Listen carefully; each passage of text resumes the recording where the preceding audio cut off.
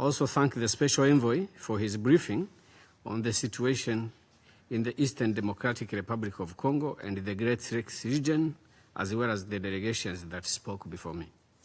I wish to commend the Secretary General and the Special Envoy for accurately reflecting in paragraph 14 through to 21 of the report the ongoing diplomatic efforts aimed at achieving a peaceful resolution of the crisis in the Eastern DRC. I would like to recall paragraph 14, which notes, and I quote, "In March, the United States launched an initiative to facilitate a political solution to the crisis between the Democratic Republic of the Congo and Rwanda, in consultation with the state of Qatar. The process culminated in the signing on 27th of June in Washington, D.C., of a peace agreement by the Ministers of Foreign Affairs of the Democratic Republic of Congo and Rwanda. The agreement built on a declaration of principles signed by the two ministers on the 25th of April and the concept of operations, CONOPS, for the harmonized plan on the neutralization of FDLR and the disengagement of forces elaborated in the framework of the Angola-led Rwanda process in October 2024.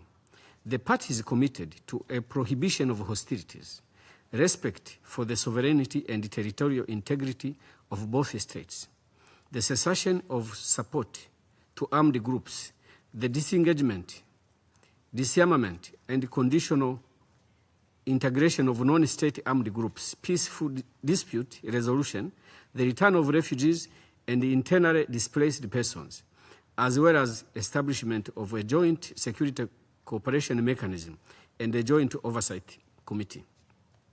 The agreement also committed the parties to advancing the implementation of Security Council Resolution 2773, end of quote. Mr. President, I particularly quoted this because it went into the detail that this Security Council needs so that we can harmonize our interventions here with what our two countries have agreed on how to resolve the problem between us. Because at times I can see either insufficient information before the Council on the progress in Washington, or there is a mismatch. And I wanted to request the representative of the United States to consider briefing the Council about the progress we are making so that we are able to harmonize the interventions of the Council and the progress in their negotiations. Because that is what will help the Council to sufficiently support the process.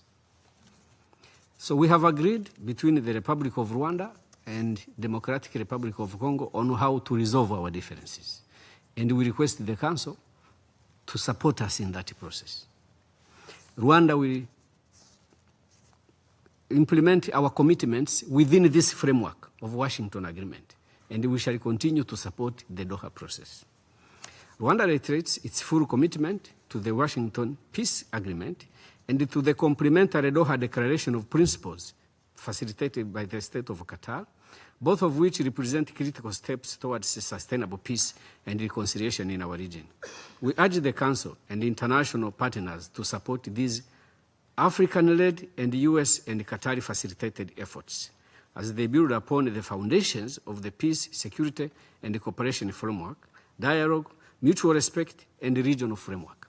All I'm doing here, distinguished members of the Council, is to reiterate that there is an agreement between our two countries that we made within our sovereign competencies, helped by the United States, and Qatar continues to help. The African Union continues to help. We need your support. And we need you to give us the chance to implement the agreement as it is, and not to intervene in a way that may complicate that process or create deviations. So there is a need for that harmonization.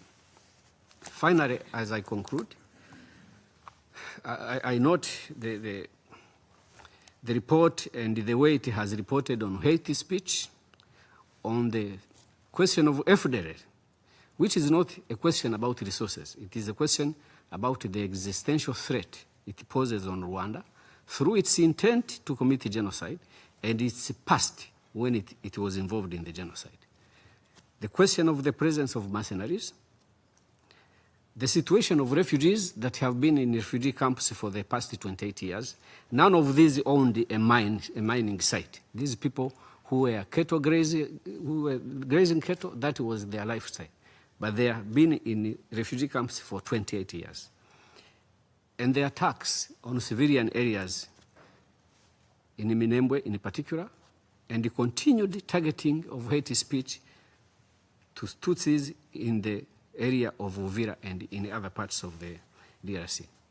On all these points, because we have been here before the Council not long ago, Rwanda stands with the submissions we made before the Council. I thank you, Mr. President.